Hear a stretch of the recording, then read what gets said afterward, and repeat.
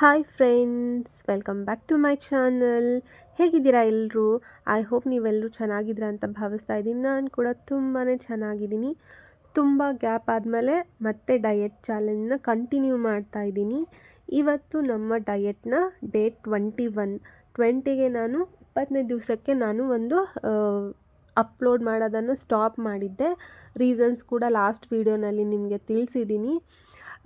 ಇವಾಗ ಮತ್ತೆ ಅದನ್ನೇ ನಾನು ಕಂಟಿನ್ಯೂ ಮಾಡ್ತಾ ಇದ್ದೀನಿ. ನಿಮ್ಮ ಪ್ರೀತಿ ಸಪೋರ್ಟ್ ಹೀಗೆ ಇರಲಿ. ಚೆನ್ನಾಗಿ ರೆಸ್ಪಾನ್ಸ್ ಬರ್ತಾ ಇದೆ. ಥ್ಯಾಂಕ್ಸ್ ಎಲ್ಲರಿಗೂ.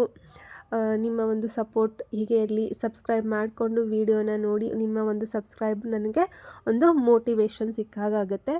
ಬನ್ನಿ, ಇವತ್ತಿನ ರೂಟೀನ್ ಹೇಗಿತ್ತು, ಏನೆಲ್ಲ ತಗೊಂಡೆ ಅನ್ನೋದನ್ನು ನಿಮ್ಮ ಜೊತೆ ಶೇರ್ ಮಾಡ್ಕೋತೀನಿ. ಇವತ್ತು ಡೇ 21. ಮತ್ತು ನಾನು ಓವರ್ನೈಟ್ ಓಟ್ಸಿಂದನೇ ನನ್ನ ಡೇನ ಸ್ಟಾರ್ಟ್ ಮಾಡ್ಕೋತಾ ಇದ್ದೀನಿ. ಅಂದರೆ ಬ್ರೇಕ್ಫಾಸ್ಟ್ಗೆ ನಾನಿವತ್ತು ಓವರ್ನೈಟ್ ಓಟ್ಸ್ನೇ ತಗೋತಾ ಇದ್ದೀನಿ. ಯಾವುದೇ ಥರದ ಫ್ಯಾಟ್ ಕಟರ್ ಡ್ರಿಂಕ್ ಆಗಲಿ, ಡಿಟಾಕ್ಸ್ ಡ್ರಿಂಕ್ ನಾನು ತೊಗೊಳ್ತಾ ಇಲ್ಲ. ಹಾಗಾಗಿ ನಿಮ್ಮ ಜೊತೆ ಶೇರ್ ಮಾಡಿಲ್ಲ. ಫಸ್ಟ್ ಮಾರ್ನಿಂಗ್ ಏನೂ ತೊಗೊಳ್ತಾ ಇಲ್ಲ. ಮಾರ್ನಿಂಗ್ ನಾನು 2 ಗ್ಲಾಸಷ್ಟು ಬಿಸಿ ನೀರನ್ನ ತೊಗೊಂಡಿರ್ತೀನಿ ಅಷ್ಟೇ. ಅದಾದಮೇಲೆ ಡೈರೆಕ್ಟು ನಾನು ಬ್ರೇಕ್ಫಾಸ್ಟು ತೊಗೊಳ್ಳೋದು.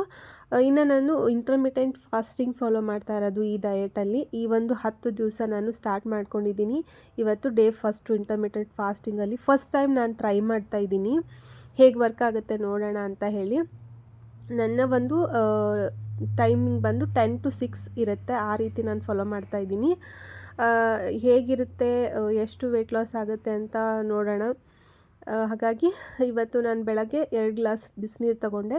ಇನ್ನು ನಾನು ಫಾಸ್ಟಿಂಗ್ನ ಡ್ರೈ ಫ್ರೂಟ್ಸ್ ಅದನ್ನೆಲ್ಲ ತೊಗೊಂಡು ನನ್ನ ಫಾಸ್ಟಿಂಗ್ನ ಬ್ರೇಕ್ ಮಾಡ್ಕೋತೀನಿ. ಅಂದರೆ ನೈಟೇ ನೆನೆ ಹಾಕಿರೋಂಥ ಬಾದಾಮು, ವಾಲ್ನಟ್ನ ತೊಗೊಂಡು ಫಾಸ್ಟಿಂಗ್ನ ಬ್ರೇಕ್ ಮಾಡಿಕೊಂಡು ಅದಾದಮೇಲೆ ನೆಕ್ಸ್ಟು ಡೈರೆಕ್ಟ್ ನಾನು ಬ್ರೇಕ್ಫಾಸ್ಟ್ನ ತಗೋತಾ ಇದ್ದೀನಿ. ಇವತ್ತು ಓವರ್ನೈಟ್ ಓಟ್ಸಲ್ಲಿ ನಾನು 3 ಥರದ ಫ್ರೂಟ್ಸ್ನ ತಗೋತಾ ಇದ್ದೀನಿ. 4 ಥರದ ಫ್ರೂಟ್ಸ್ನ ತಗೋತಾ ಇದ್ದೀನಿ. ಆ್ಯಪಲ್ಲು, ಬಾಳೆಹಣ್ಣು ಮತ್ತು ಪೊಮೊಗ್ರಾನೆಟು, ಡ್ರ್ಯಾಗನ್ನು 4 ಥರದ ಫ್ರೂಟ್ಸ್ನ ತಗೋತಾ ಇದ್ದೀನಿ. ನಿಮಗೆ ಯಾವ ಥರದ ಫ್ರೂಟ್ಸ್ ಇಷ್ಟ ಆಗುತ್ತೆ ಅದನ್ನೆಲ್ಲ ಸೇರಿಸ್ಕೋಬೋದು ನೀವು ಓವರ್ನೈಟ್ ಓಟ್ಸಲ್ಲಿ. ಇಲ್ಲ ಓಟ್ಸ್ ನನಗೆ ತಿನ್ನೋಕ್ಕೆ ಇಷ್ಟ ಇಲ್ಲ ಅನ್ನೋರು ಹೆಲ್ದಿ ಆಗಿರುವಂಥ ಒಂದು ಯಾವುದೇ ಥರದ ಬ್ರೇಕ್ಫಾಸ್ಟನ್ನು ನೀವು ತೊಗೋಬಹುದು. ಬೇರೆ ಆಪ್ಷನ್ಸ್ ಇದೆ. ಅದನ್ನು ಕೂಡ ಪೋರ್ಷನ್ ಕಂಟ್ರೋಲ್ ಆಗಿ ತಗೊಳ್ಳಿ. ನಾನು ಈ ಒಂದು 10 ಡೇಸು ಸ್ವಲ್ಪ ತುಂಬಾ ಹಾರ್ಡ್ ಚಾಲೆಂಜನ್ನು ತಗೊಂಡಿದ್ದೀನಿ. ಯಾಕಂದರೆ ವೇಟ್ ಸ್ಟ್ರಕ್ ಆಗಿದೆ. ಆ ವೇಟ್ನ ನಾನು ಕಡಿಮೆ ಮಾಡ್ಕೋಬೇಕು. ಹಾಗಾಗಿ ಸ್ವಲ್ಪ ಸ್ಟ್ರಿಕ್ಟ್ ಡಯಟ್ ಅಂತಲೇ ಹೇಳ್ಬೋದು. ಇಲ್ಲಿ no sugar, no junk food, ಆಮೇಲೆ ನೋ ಚಪಾತಿ, ನೋ ರೊಟ್ಟಿ ಏನೂ ಇರೋದಿಲ್ಲ. ಆ ಥರದ್ದು ಒಂದು ಡಯಟ್ನ ಈ ಒಂದು 10 ಡೇಸ್ ಫಾಲೋ ಮಾಡ್ತಾಯಿದ್ದೀನಿ. ಹೇಗಿರುತ್ತೆ ಡಯಟ್ ಅಂತ ನೋಡ್ತಾ ಹೋಗ್ತಾ ಇರಿ. ತುಂಬಾ ಎಫೆಕ್ಟಿವ್ ಆಗಿರೋಂಥ ಒಂದು ಡಯಟ್ ಚಾಲೆಂಜ್ನ ಈ 10 ಡೇಸ್ ನಾನು ತಗೊಂಡಿದ್ದೀನಿ. ಇನ್ನು ನಾನಿಲ್ಲಿ 1 ಸ್ಪೂನಷ್ಟು ಮಿಕ್ಸಡ್ ಸೀಡ್ಸನ್ನು ನಾನು ತೊಗೊಳ್ತಾ ಇದ್ದೀನಿ. ಮಿಕ್ಸ್ ಸೀಡ್ಸ್ನ ಓವರ್ನೈಟ್ ಓಟ್ಸ್ ಜೊತೆಗೆ ತೊಗೊಳ್ಳೋ ಬೆನಿಫಿಟ್ಸ್ ಏನಂದರೆ ನಿಮ್ಮ ಸ್ಕಿನ್ ಮತ್ತು ಹೇರ್ ತುಂಬ ಚೆನ್ನಾಗಾಗುತ್ತೆ. ಇದರಲ್ಲಿ ತುಂಬ ವಿಟಮಿನ್ಸ್ ಇದೆ, ನ್ಯೂಟ್ರಿಯೆಂಟ್ಸ್ ಎಲ್ಲ ನಿಮ್ಮ ಬಾಡಿಗೆ ಚೆನ್ನಾಗಿ ಸಿಗುತ್ತೆ. ಮತ್ತು ನಿಮಗೆ ಫಿಲ್ಲಿಂಗ್ ಆಗಿರುತ್ತೆ, ಬೇಗ ಹಸಿವಾಗೋದಿಲ್ಲ. ಆಮೇಲೆ ಏನು ಕ್ರೇವಿಂಗ್ಸ್ ಥರ ಅನಿಸೋದಿಲ್ಲ. ತುಂಬ ಜನರಿಗೇನಾಗುತ್ತೆ, ನಾವು ಡಯಟ್ ಮಾಡುವಾಗ ಸ್ವೀಟ್ಸ್ ತಿನ್ನೋ ಕ್ರೇವಿಂಗ್ಸ್ ಆಗ್ತಾ ಇರುತ್ತೆ. ಈ ರೀತಿ ಓಟ್ಸ್ನ ಮಾಡ್ಕೊಂಡು ತೊಗೊಳ್ಳಿ. ಯಾವುದೇ ಥರದ ಸ್ವೀಟ್ ತಿನ್ನಬೇಕು ಅನ್ನೋ ಕ್ರೇವಿಂಗ್ಸ್ ಕೂಡ ಆಗೋದಿಲ್ಲ. ಅಷ್ಟು ಸೂಪರಾಗಿರುತ್ತೆ. ನೋಡಿದ್ರಲ್ಲಿ ನಮ್ಮ ಓವರ್ನೈಟ್ ಓಟ್ಸ್ ಸೂಪರಾಗಿ ರೆಡಿಯಾಗಿದೆ. ಜಸ್ಟ್ ಒಂದು 5 ಮಿನಿಟ್ಸಲ್ಲಿ. ನನಗಂತೂ ಇವಾಗ ಮೋಸ್ಟ್ ಫೇವ್ರೇಟ್ ಬ್ರೇಕ್ಫಾಸ್ಟ್ ಅಂದರೆ ಓಟ್ಸೇ ಆಗಿಬಿಟ್ಟಿದೆ. ನನಗೆ ಬೇರೆ ಯಾವುದೂ ಇಷ್ಟ ಆಗೋಲ್ಲ. ದೋಸೆ, ಪಡ್ಡು ಅದನ್ನು ಕೂಡ ನನಗೆ ಇಷ್ಟ ಆಗ್ತಾಯಿಲ್ಲ. ಮುಂಚೆ ದೋಸೆ ಎಲ್ಲ ಇಷ್ಟಪಟ್ಟು ತಿಂತಾಯಿದ್ದೆ. ಇವಾಗ ನನಗೆ ಏನಂತಾರೆ 12 ಮಂತ್ಸ್ ನನಗೆ ಓಟ್ಸ್ ಕೊಟ್ಟರು ತಿನ್ನಬೇಕು ಅನ್ನುವಷ್ಟು ನನಗೆ ತುಂಬ ಇಷ್ಟ ಆಗ್ತಾಯಿದೆ. ಹಾಗೆ ಅಲ್ವಾ, ಹೆಲ್ದಿ ಆಗಿರೋದನ್ನು ನಾವು ಅಡಾಪ್ಟ್ ಮಾಡ್ತಾ ಹೋದಾಗ ನಮಗೆ ಅದು ಇಷ್ಟ ಆಗ್ತಾನೆ ಹೋಗುತ್ತೆ. ಸ್ವಲ್ಪ ಕಷ್ಟ ಆಗ್ತಾಯಿದೆ. ಫಸ್ಟ್ ಡೇ 2 ಡೇಸ್ ನನಗೆ ಕಷ್ಟ ಆಯಿತು, ಇಲ್ಲ ಅಂತ ಹೇಳಲ್ಲ. ಯಾಕಂದರೆ ಸ್ವಲ್ಪ ಮಿಡಲಲ್ಲಿ ಬ್ರೇಕ್ ಆಗಿತ್ತಲ್ಲ ನಂದು ಡಯೆಟ್ಟು. ಸಡನ್ನಾಗಿ ಮತ್ತೆ 10 ಡೇಸ್ ಹಾರ್ಡ್ ಚಾಲೆಂಜ್ ತೊಗೊಂಡಿದ್ದೀನಿ. ಹಾಗಾಗಿ ಸ್ವಲ್ಪ ಬಾಡಿ ಅಡ್ಜಸ್ಟ್ ಆಗೋಕ್ಕೂ, ಮೈಂಡ್ ಅಡ್ಜಸ್ಟ್ ಆಗೋಕ್ಕೂ ಸ್ವಲ್ಪ ಖಂಡಿತವಾಗೂ ಟೈಮ್ ತಗೊಳ್ಳುತ್ತೆ. ನನಗೂ ಏನಾಯ್ತು ಅಂತಂದರೆ ಫಸ್ಟ್ 2 ಡೇಸು ಸ್ವಲ್ಪ ಹೆಡ್ಏಕ್ ಥರ ಫೀಲ್ ಆಯಿತು. ಆಮೇಲೆ ಒಂಥರ ಏನೋ ಡಲ್ ಆಗಿದ್ದೆ, ಆ ಥರ ಒಂದು ಸ್ವಲ್ಪ ಫೀಲ್ ಆಯಿತು. ಬಟ್ ಕಂಟಿನ್ಯೂವಸ್ ಅದೇ ಆಗಿಲ್ಲ. 3rd ಡೇಯಿಂದ ನಾರ್ಮಲ್ ಆದೆ. ಇನ್ನು ಮಧ್ಯಾಹ್ನಕ್ಕೆ ಈ ರೆಸಿಪಿ ತೋರಿಸಿದ್ದೀನಿ. ಬರೇಟೋ ಬೌಲ್ ತೊಗೊಂಡಿದ್ದೀನಿ. ಆವಾಗಲೇ ಹೇಳ್ದಿರೋ ಹಾಗೆ ಚಪಾತಿ ಜೋಳದ ರೊಟ್ಟಿ ಏನೂ ತೊಗೊಳ್ತಾ ಇಲ್ಲ. ಮಧ್ಯಾಹ್ನಕ್ಕೆ ಬರೇಟೋ ಬೌಲ್ ತೊಗೊಂಡಿದ್ದೀನಿ. ಇನ್ನು ಈವ್ನಿಂಗ್ ಅಂದರೆ 6 ಗಂಟೆ ಒಳಗಡೆ ನಮ್ಮ ಡಿನ್ನರ್ ಮುಗಿಸ್ಬೇಕಲ್ಲ, ಹಾಗಾಗಿ ಬೇಗನೆ ಅಡುಗೆ ಸ್ಟಾರ್ಟ್ ಮಾಡ್ಕೊತಾ ಇದ್ದೀನಿ. ಇವತ್ತು ಸೂಪ್ ಮಾಡ್ಕೊತಾ ಇದ್ದೀನಿ. ಇನ್ನು ಈ ಒಂದು 10 ಡೇಸಲ್ಲಿ ನಾನು ಕೆಲವಷ್ಟು ಸೂಪ್ ರೆಸಿಪೀಸ್ ಕೂಡ ಶೇರ್ ಮಾಡ್ಕೊತಾ ಇದ್ದೀನಿ. ವೀಡಿಯೋಸ್ ನೋಡ್ತಾ ಇರಿ. ಓವರ್ನೈಟ್ ಓಟ್ಸ್ ರೆಸಿಪಿ ಜೊತೆಗೆ ಸೂಪ್ ರೆಸಿಪೀಸು, ಕೆಲವಷ್ಟು ಹೆಲ್ದಿ ರೆಸಿಪೀಸ್ ಕೂಡ ನಾನು ಈ ಒಂದು ಚಾಲೆಂಜಲ್ಲಿ ಶೇರ್ ಮಾಡ್ತಾ ಇದ್ದೀನಿ. ಆದಷ್ಟು ಸಪೋರ್ಟ್ ಮಾಡಿ ಅಂತ ಕೇಳ್ತೀನಿ. ಬೇಗನೆ ಸೂಪ್ ಮಾಡಿಟ್ಕೊಂಡ್ಬಿಟ್ರೆ 6 ಗಂಟೆ ಒಳಗಡೆ ನಮ್ಮ ಡಿನ್ನರ್ ಮುಗಿಸ್ಕೋಬೋದು. ಹಾಗಾಗಿ ಇವತ್ತು ನಾನು ಮಾಡ್ತಾ ಇರೋದು ಲೌಕಿ ಸೂಪು. ತುಂಬ ಬೇಗ ಮಾಡ್ಬೋದು, ಆಮೇಲೆ ತುಂಬಾ ಹೆಲ್ದಿ ಸೂಪ್ ಅಂತ ಹೇಳ್ಬೋದು. ನಿಮಗೆ ಫಿಲ್ಲಿಂಗ್ ಆಗಿರುತ್ತೆ. ಆದಷ್ಟು ನೈಟ್ ಡಿನ್ನರ್ಗೆ ಈ ಥರ ಸೂಪ್ಗಳನ್ನ ತೊಗೊಳೋದ್ರಿಂದ ನಿಮ್ಮ ವೇಟ್ ಬೇಗನೆ ಕಡಿಮೆ ಆಗುತ್ತೆ. ಸ್ಟ್ರಕ್ ಆಗಿರೋಂಥ ವೇಟ್ ಆಗಿರ್ಬೋದು. ಆಮೇಲೆ ಈ ಇಂಟರ್ಮಿಟೆಡ್ ಫಾಸ್ಟಿಂಗ್ ಮಾಡುವಂಥ ಟೈಮಲ್ಲಿ ಈ ರೀತಿ ಸೂಪ್ ತೊಗೊಳ್ಳುವಾಗ ಬೇಗ ಎಫೆಕ್ಟಿವ್ ಆಗಿ ವರ್ಕ್ ಆಗುತ್ತೆ. ಇಲ್ಲಿ ನಾನು ಒಂದು ದೊಡ್ಡ ಲೌಕಿ ತಗೊಂಡು ಚಿಕ್ಕದಾಗಿ ಕಟ್ ಮಾಡಿಕೊಂಡು ಇವಾಗ ನಾನು ಒಂದು ಕುಕ್ಕರ್ಗೆ ಹಾಕ್ಕೊತಾ ಇದ್ದೀನಿ. ಇವಾಗ ಟೈಮ್ ಬಂದುಬಿಟ್ಟು 4:15 ಆಗಿದೆ. ಅಂದರೆ ನನ್ನ ಮಗಂದು ಎಕ್ಸ್ಟ್ರಾ ಕ್ಲಾಸ್ ಇತ್ತು, ರೆಮಿಡಿಯಲ್ ಕ್ಲಾಸು ಸ್ವಲ್ಪ. ಹಾಗಾಗಿ ಅವನು ಸ್ವಲ್ಪ ಬರೋದು ಲೇಟು. ಚಿಕ್ಕವನು ಬಂದಿದ್ದಾನೆ ಆಲ್ರೆಡಿ. ಇವಾಗ ನಾನು ಮಾಡೋಕ್ಕೆ ಶುರು ಮಾಡಿಬಿಟ್ರೆ ಸೂಪ್ ಅಂದರೆ ಇದು ಸ್ವಲ್ಪ ಆರ್ಕೊಳ್ಬೇಕು. ತಣ್ಣಗಿದ್ದರೆ ಮಿಕ್ಸಿಗೆ ಹಾಕ್ಕೊಳಕ್ಕಾಗುತ್ತಲ್ವ, ಅದಕ್ಕೋಸ್ಕರ ನಾನು ಏನು ಮಾಡ್ತಾಯಿದ್ದೀನಿ, ಇವಾಗಲೇ ಬೇಯಿಸಿಟ್ಕೊತಿದ್ದೀನಿ. ಅಂದರೆ 6 ಗಂಟೆ ಒಳಗಡೆ ಡಿನ್ನರ್ ಮುಗಿಸೋಣ ಅಂದ್ಕೊಂಡು, ಅದಕ್ಕೋಸ್ಕರ ಸ್ವಲ್ಪ ಬೇಗನೆ ಮಾಡ್ಕೊತಾ ಇದ್ದೀನಿ. ಇನ್ನು ಅವ್ನು ಬಂದಮೇಲೆ ಊಟ ಎಲ್ಲ ಮಾಡಿಕೊಂಡು ಹೋಮ್ವರ್ಕ್ ಇರುತ್ತೆ, ಆಮೇಲೆ ಆಟ ಆಡೋಕ್ಕೆ ಹೋಗ್ಬಿಡ್ತಾರೆ ಅವರು. ಆಮೇಲೆ ನೈಟ್ ಆದರೆ ಅವ್ರಿಗೆ ಮೂಡ್ ಸರಿ ಇರೋದಿಲ್ಲ ಸ್ಟಡಿ ಮಾಡೋಕ್ಕೆ, ಹೋಮ್ವರ್ಕ್ ಮಾಡೋಕ್ಕೆ.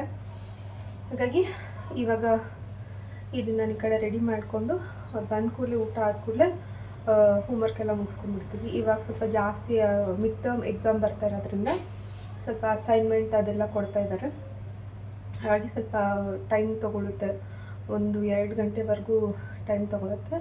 ಇವತ್ತು ಮೆಹಂದಿ ಅಪ್ಲೈ ಮಾಡ್ಕೊಂಡಿದ್ದೀನಿ. ಹಾಗಾಗಿ ಇನ್ನೂ ಕೂದಲು ಒಣಗಿಲ್ಲ, ಸ್ವಲ್ಪ ಲೇಟಾಗೆ ಹಚ್ಕೊಂಡೆ. ಇವಾಗ ಸ್ವಲ್ಪ ಒಣಗ್ತಾ ಇದೆ. ಹಾಗಾಗಿ ಇವಾಗ ಇದು ಲೌಕಿ ಸೂಪ್ ಮಾಡ್ತಾಯಿದ್ದೀನಿ. ಬನ್ನಿ ಇದರ ರೆಸಿಪಿನ ತೋರಿಸ್ತೀನಿ. ನೀವು ಒಂದ್ಸಲ ಟ್ರೈ ಮಾಡಿ. ವೆಯ್ಟ್ ಲಾಸ್ ಟ್ರೈ ಮಾಡ್ತಾಯಿದ್ರೆ ನೈಟ್ ಡಿನ್ನರ್ಗೆ ಈ ಸೂಪ್ನ ನೀವು ಆರಾಮವಾಗಿ ತೊಗೊಳ್ಬೋದು. ಬನ್ನಿ. ಇವತ್ತು ನಾನು ಮಧ್ಯಾಹ್ನಕ್ಕೆ ಮೆಹಂದಿ ಅಪ್ಲೈ ಮಾಡ್ಕೊಂಡಿದ್ದೆ, ಹಾಗಾಗಿ ಅದನ್ನೇ ಹೇಳ್ತಾ ಇದ್ದೆ. ಇವಾಗ ಬನ್ನಿ ಸೂಪ್ ಹೇಗೆ ಮಾಡೋದಂತ ಹೇಳ್ತೀನಿ. ಒಂದು ಕುಕ್ಕರ್ಗೆ ನಾನು ಸಣ್ಣದಾಗಿ ಕಟ್ ಮಾಡಿರೋಂಥ ಲೌಕಿನ ಹಾಕ್ಕೊಂಡಿದ್ದೀನಿ. ವಾಯ್ಸ್ ಕ್ಲಿಯರಾಗಿ ಕೇಳಿಸ್ತೋ ಗೊತ್ತಿಲ್ಲ, ಬಟ್ಟು ನಾನು ಮಾತಾಡಿದ್ದೀನಿ. ಅಂದರೆ ನನ್ನ ಮಗ ಸ್ಕೂಲ್ಗೆ ಹೋಗಿದ್ದ, ಬರುವಷ್ಟರಲ್ಲಿ ಬೇಗನೆ ಅಡುಗೆ ಮುಗಿಸ್ಕೊಂಡ್ಬಿಟ್ರೆ ಸ್ವಲ್ಪ ಅವನದು ಎಕ್ಸಾಮ್ಸ್ ಎಲ್ಲ ಸ್ಟಾರ್ಟ್ ಆಗೋದಿದೆ. ಹಾಗಾಗಿ ಸ್ವಲ್ಪ ಅದು ಕೂಡ ನಂಗೆ ಮಾಡಿಸೋದಿತ್ತು. ಬೇಗ ಅಡುಗೆ ಮುಗಿಸ್ಕೊಳ್ಳೋಣ ಅಂಥೇಳಿ ಇವಾಗ ಸೂಪ್ ರೆಡಿ ಮಾಡ್ಕೊತಾ ಇದ್ದೀನಿ. ಇದಕ್ಕೆ ಸ್ವಲ್ಪ ಮುಳುಗುವಷ್ಟು ನೀರು ಹಾಕಿದರೆ ಸಾಕು. ಹಾಕಿ ಒಂದು 4 ವಿಸಿಲ್ ಮಾಡಿ ಸಾಕು. 4ರಿಂದ 5 ವಿಸಿಲ್ ಮಾಡಿದರೆ ಇದು ಚೆನ್ನಾಗಿ ಬೇಯುತ್ತೆ. ಅದನ್ನು ಕುಕ್ಕರ್ ನಾನು ಇಟ್ಬಿಟ್ಟು ಇವಾಗ ಬೆಂಡೆಕಾಯಿ ಫ್ರೈ ಮಾಡ್ಕೊಳ್ಳೋಣ ಅಂಥೇಳಿ ಬೆಂಡೆಕಾಯಿನ ತೊಳೆದಿಟ್ಕೊತಾ ಇದ್ದೀನಿ. ಇವಾಗ ನಾನು ನೋಡಿ 4 ವಿಸಿಲ್ ಆಗಿದೆ ತೋರಿಸ್ತಾ ಇದ್ದೀನಿ. ತುಂಬ ಸಾಫ್ಟಾಗಿ ಆಗಬೇಕು. ಎಷ್ಟು ಚೆನ್ನಾಗಿ ಸಾಫ್ಟ್ ಆಗುತ್ತೆ ಮಿಕ್ಸಿ ಜಾರಲ್ಲಿ ಅಷ್ಟು ಚೆನ್ನಾಗಿ ಪೇಸ್ಟ್ ಆಗುತ್ತೆ. ಸ್ವಲ್ಪ ಬಿಸಿ ಹೋಗೋವರೆಗೂ ಬಿಡಿ, ಅಂದರೆ ಬಿಸಿ ಇರುವಾಗಲೇ ಮಿಕ್ಸರ್ಗೆ ಹಾಕ್ಕೊಳ್ಬೇಡಿ, ಸಿಡಿದ್ಬಿಡುತ್ತೆ. ನನಗೆ ಅದೊಂದ್ಸಲಿ ಎಕ್ಸ್ಪೀರಿಯೆನ್ಸ್ ಆಗಿದೆ, ಅದಕ್ಕೆ ಹೇಳ್ತಾ ಇರೋದು. ಸ್ವಲ್ಪ ಗಡಿಬಿಡಿ ಮಾಡ್ದೇ ಇದನ್ನು ಹಾಗೆ ಬಿಡಿ. ಸ್ವಲ್ಪ ತಣ್ಣಗಾದಮೇಲೆ ಮಿಕ್ಸಿ ಜಾರ್ಗೆ ಹಾಕ್ಕೊಳ್ಳಿ. ತುಂಬ ನೀರು ಉಳ್ಕೊಂಡಿದ್ರೆ ನೀರನ್ನ ಚೆಲ್ಲಕ್ಕೆ ಹೋಗಬೇಡಿ, ಆ ನೀರನ್ನು ಯೂಸ್ ಮಾಡ್ಕೊಳ್ಳಿ. ಒಂದು ಗ್ಲಾಸಲ್ಲೋ ಒಂದು ತಮಗೆಲೆ ತೆಗೆದಿಡಿ ನೀರನ್ನು, ಅದನ್ನು ನಾವು ಸೂಪ್ಗೆ ಯೂಸ್ ಮಾಡ್ಕೊಳ್ಳೋಣ. ಫಸ್ಟು ನಾವು ಇದೆಲ್ಲ ಲೌಕಿನ ಹಾಕ್ಕೊಂಡು ಮಿಕ್ಸಿ ಜಾರಲ್ಲಿ ಸಣ್ಣದಾಗಿ ಪೇಸ್ಟ್ ಮಾಡ್ಕೋಬೇಕು. ತುಂಬ ಬೇಗ ಆಗೋಗುತ್ತೆ, ಆಮೇಲೆ ತುಂಬ ಹೆಲ್ದಿ ಕೂಡ. ಲೌಕಿನ ಆದಷ್ಟು ನಾವು ಪಲ್ಯ ಆ ಥರ ತೊಗೊಳೋದು ಕೂಡ ಬೆಸ್ಟು. ಈ ಥರ ಸೂಪ್ ಕೂಡ ಮಾಡಿಕೊಂಡು ನೀವು ಆರಾಮವಾಗಿ ಡಿನ್ನರ್ಗೆ ಈ ಆಪ್ಷನ್ನ ಇಟ್ಕೋಬೋದು. ಇನ್ನು ಈ ಒಂದು 10 ಡೇಸಲ್ಲಿ ತುಂಬಾ ಬೆನಿಫಿಟ್ ಇರುವಂಥ ಕೆಲವಷ್ಟು ರೆಸಿಪೀಸ್ಗಳನ್ನ ತೋರಿಸ್ತಾ ಇದ್ದೀನಿ. ನೋಡ್ತಾ ಇರಿ ವೀಡಿಯೋಸ್ನ. ಇಷ್ಟ ಆದರೆ ಸಬ್ಸ್ಕ್ರೈಬ್ ಮಾಡ್ಕೊಳ್ಳಿ, ಲೈಕ್ ಕೊಡಿ, ಹೀಗೆ ಸಪೋರ್ಟ್ ಮಾಡ್ತಾಯಿರಿ. ಅಂತ ಕೇಳ್ಕೊತೀನಿ. ಇನ್ನು ನೋಡಿ ಮಿಕ್ಸರ್ ಜಾರ್ಗೆ ತುಂಬ ನುಣ್ಣಗೆ ನಾನಿಲ್ಲಿ ಮಿಕ್ಸಿ ಮಾಡ್ಕೊತಾ ಇದ್ದೀನಿ. ತುಂಬ ಬೇಗ ಆಗೋಗುತ್ತೆ. ಡಿನ್ನರ್ಗೆ ಆದಷ್ಟು ನಾವು ಸೂಪ್ಗಳನ್ನ ತೊಗೋಬೇಕು ಅಂಥೇಳಿ ಈ ಒಂದು 10 ಡೇಸ್ ಒಂದು ಪ್ಲ್ಯಾನ್ ಮಾಡಿಟ್ಕೊಂಡಿದ್ದೀವಿ. ಇನ್ನು ನಾನು ಇದು ಆಲಿವ್ ಆಯಿಲ್ನ ತರಿಸ್ಕೊಂಡಿದ್ದೀನಿ. ಏನಾದರೂ ಈ ಥರ ಸೂಪ್ಗಾಗಲಿ ಏನಾದರೂ ಫ್ರೈ ಮಾಡೋಕ್ಕಾಗಲಿ ನಾವು ಆಲಿವ್ ಆಯಿಲ್ನ ಯೂಸ್ ಮಾಡ್ತಾ ಇರೋದು. ಇನ್ನು ಪಲ್ಯಗಳಿಗೂ ಅದಕ್ಕೆಲ್ಲ ಓಕೆ. ಇವಾಗ ನಾನು ಅದೇ ಒಂದು ಕುಕ್ಕರಲ್ಲಿ ಚಿಕ್ಕದಾಗಿ ಕಟ್ ಮಾಡಿರೋಂಥ ಬೆಳ್ಳುಳ್ಳಿನ ಹಾಕ್ಕೊಂಡು ಸ್ವಲ್ಪ ಆಯಿಲ್ ಹಾಕ್ಕೊಂಡು ಸ್ವಲ್ಪ ಫ್ರೈ ಮಾಡ್ಕೊಳ್ಳಿ. ತುಂಬ ಕಪ್ಪಾಗುವವರೆಗೂ ಮಾಡ್ಕೊಬೇಡಿ. ಸ್ವಲ್ಪ ಸ್ಟಿರ್ ಫ್ರೈ ಮಾಡಿಕೊಂಡು ಅದಕ್ಕೆ ನಾವು ಮಿಕ್ಸಿಗೆ ಹಾಕ್ಕೊಂಡಿದ್ವಲ್ಲ ಲೌಕಿನ ಅದನ್ನು ಪೇಸ್ಟ್ನ ಹಾಕ್ಕೊಂಬಿಡಿ. ತುಂಬ ಬೇಗ ಆಗೋಗುತ್ತೆ, ತುಂಬ ಟೇಸ್ಟಿಯಾಗಿರುತ್ತೆ, ಅಷ್ಟು ಸೂಪರಾಗಿರುತ್ತೆ. ನೀವು ಒಂದ್ಸಲಿ ಟ್ರೈ ಮಾಡಿ ನನಗೆ ತಿಳಿಸಿ ಕಮೆಂಟಲ್ಲಿ ಹೆಂಗಿತ್ತು ಅಂತ ಹೇಳಿ. ಡಿನ್ನರ್ಗೆ ಒಂದು ಬೆಸ್ಟ್ ಆಪ್ಷನ್ ಅಂತ ಹೇಳ್ಬೋದು ಈ ಒಂದು ಲೌಕಿ ಸೂಪು. ಇನ್ನು ಅದಕ್ಕೆ ನೀರನ್ನ ಸೇರಿಸ್ಕೊಂಡು ನಿಮಗೆ ತಿಕ್ನೆಸ್, ನಿಮಗೆ ಸೂಪ್ ಯಾವ ರೀತಿ ಬೇಕು, ಸ್ವಲ್ಪ ಕೆಲವು ಜನರಿಗೆ ತುಂಬ ತೆಳ್ಳಗೆ ಇಷ್ಟ ಆಗುತ್ತೆ, ಸ್ವಲ್ಪ ತಿಕ್ ಇಷ್ಟ ಆಗುತ್ತೆ. ನಮ್ಗೆ ಸ್ವಲ್ಪ ಮೀಡಿಯಮ್ ಈ ಥರ ಇಟ್ಕೊಂಡಿದ್ದೀನಿ. ಆ ಥರ ಇಟ್ಕೊಂಡು ಈ ಥರ ಸೂಪನ್ನ ರೆಡಿ ಮಾಡ್ಕೊತಾ ಇದ್ದೀನಿ. ಸ್ವಲ್ಪ ಕುದಿಬೇಕಿದು, ಒಂದು 2-3 ಕುದಿ ಬಂದಮೇಲೆ ಇದಕ್ಕೆ ಉಪ್ಪು ಹಾಕ್ಕೊಳ್ಳಿ. ಇನ್ನು ಬ್ಲ್ಯಾಕ್ ಪೆಪ್ಪರ್ ಪೌಡರ್ ಇದ್ದರೆ ಅದನ್ನು ಕೂಡ ಹಾಕ್ಕೊಳ್ಬೋದು. ನಾನಿಲ್ಲಿ ಮೇಲೆ ಸೀಸನಿಂಗ್ ಹಾಕ್ಕೊಳ್ತಾ ಇರೋದ್ರಿಂದ ಪೆಪ್ಪರ್ ಪೌಡರ್ ಹಾಕ್ಕೊಳ್ತಾ ಇಲ್ಲ. ಇಷ್ಟೇ ಸಿಂಪಲ್ಲಾಗಿ ಮಾಡಿಕೊಂಡು ಇದ್ರ ಮೇಲೆ ನಾನು ಸೂಪ್ಗೆ ಹಾಕೋಕ್ಕೆ ಮತ್ತು ಏನಾದರೂ ಸಲಾಡ್ಗೆಲ್ಲ ಹಾಕ್ಕೊಳ್ಳೋಕ್ಕೆ ಈ ಸೀಸನಿಂಗ್ ತರಿಸಿದ್ದೀನಿ. ಇದನ್ನು ನಾನಿವಾಗ ಹಾಕ್ಕೊಳ್ತಾ ಇದ್ದೀನಿ. ನೋಡಿ ನಮ್ಮದು ಸೂಪರ್ ಟೇಸ್ಟಿಯಾಗಿರೋಂಥ ಒಂದು ಸೂಪ್ ರೆಡಿ ಆಗಿಬಿಡ್ತು. ನೀವು ಕುಕ್ಕರ್ ಇಟ್ಬಿಟ್ಟು ಬೇರೆ ಕೆಲಸ ಎಲ್ಲ ಮಾಡ್ಕೊಂಬಿಟ್ರೆ ಈ ಸೂಪ್ ರೆಡಿ ಆಗಿಬಿಡುತ್ತೆ, ತುಂಬ ಟೈಮ್ ತೊಗೊಳ್ಳಲ್ಲ. ಇನ್ನು ಬೆಂಡೆಕಾಯಿ ಫ್ರೈ ಕೂಡ ಮಾಡಿಕೊಂಡೆ. ಇನ್ನು ಮಕ್ಕಳು ಕೂಡ ಸೂಪ್ ಕೊಟ್ಟಿದ್ದೆ, ತುಂಬ ಇಷ್ಟಪಟ್ಟರು. ನಾವು ರೆಗ್ಯುಲರಾಗಿ ಮಾಡ್ತಾ ಇರ್ತೀವಿ, ಇದೇನು ಫಸ್ಟ್ ಟೈಮಲ್ಲ, ಹಾಗಾಗಿ ಅವ್ರಿಗೆ ಇಷ್ಟ ಆಗುತ್ತೆ. ಇನ್ನೂ ಬೇಕು ಬೇಕು ಅಂತ ಕೇಳಿ ತಗೊಳ್ತಾರೆ. ಅದರ ಜೊತೆಗೆ ಬೆಂಡೆಕಾಯಿನ ಫ್ರೈ ಮಾಡಿಕೊಂಡೆ. ಆಲ್ಮೋಸ್ಟ್ ನಾನು 1 kg ಬೆಂಡೆಕಾಯಿನ ಇವತ್ತು ಫ್ರೈ ಮಾಡ್ಕೊಂಡಿದ್ದೀನಿ. ತುಂಬ ಟೈಮ್ ತೊಗೊಳ್ತು. ಅದೇನಾಯ್ತಂದರೆ ನಿಂತ್ಕೊಂಡೆ ನಾನು ಕಟ್ ಮಾಡಿಬಿಟ್ಟೆ, ಕಾಲು ನೋವೆಲ್ಲ ಬಂದುಬಿಡ್ತು. ಡೇ ಫಸ್ಟ್ ಆಗಿರೋದ್ರಿಂದ ಸ್ವಲ್ಪ ನನಗೆ ಅಷ್ಟು ಆ್ಯಕ್ಟಿವ್ ಆಗಿರಲಿಲ್ಲ, ಸ್ವಲ್ಪ ಲೇಸಿಯಾಗೇ ಇದ್ದೆ. ಬಟ್ ಆಮೇಲೆ ಅನ್ನಿಸ್ತು ಇಲ್ಲ ನಾನು ಕೂತ್ಕೊಂಡು ಕಟ್ ಮಾಡಬೇಕಾಗಿತ್ತು ಅಂತ ಹೇಳಿ. ಆದಷ್ಟು ವೆಜಿಟೇಬಲ್ನ ಕೂತ್ಕೊಂಡು ಕಟ್ ಮಾಡಿ, ಯಾಕಂದರೆ ನಿಂತು ನಮ್ಮ ಮೊಣಕಾಲುಗಳೆಲ್ಲ ಹೋಗೇ ಬಿಡುತ್ತೆ. ಈಗಿನ ಒಂದು ಟೈಮಲ್ಲಿ ಎಲ್ಲ ಕೆಲಸಗಳು ನಿಂತೇ ಆಗುತ್ತೆ. ಹಾಗಾಗಿ ಆದಷ್ಟು ಕೂತ್ಕೊಂಡು ವೆಜಿಟೇಬಲ್ನ ಕಟ್ ಮಾಡಿ. ನಾನು ಸ್ವಲ್ಪ ಗಡಿಬಿಡಿಲಿದ್ದಾಗ ಮಾತ್ರ ಈ ಥರ ಮಾಡ್ಕೋತೀನಿ, ಇಲ್ಲಾಂದರೆ ಆರಾಮವಾಗಿದ್ದಾಗ ನಾರ್ಮಲಾಗಿ ಟಿ ವಿ ನೋಡ್ಕೊತಾ ಆ ರೀತಿ ವೆಜಿಟೇಬಲ್ನ ಕಟ್ ಮಾಡ್ಕೋತೀನಿ. ಅಂದರೆ ನನಗೇನಂದರೆ ಇನ್ನೇನಾದರೂ ಫ್ರೈ ಆ ಥರ ಮಾಡೋದಿದ್ರೆ ಏನು ಮಾಡ್ತೀನಿ, ಎಟ್ ಎ ಟೈಮ್ ಈ ಕಡೆ ಕಟ್ ಮಾಡಿಕೊಂಡು ಆ ಕಡೆ ಫ್ರೈ ಮಾಡ್ಕೋತೀನಲ್ವ, ಹಾಗಾಗಿ ಸ್ವಲ್ಪ ಬೇಗ ಆಗೋಗುತ್ತೆ ಅಂತ ಹೇಳಿ ಆ ರೀತಿ ಮಾಡ್ಕೋತೀನಿ.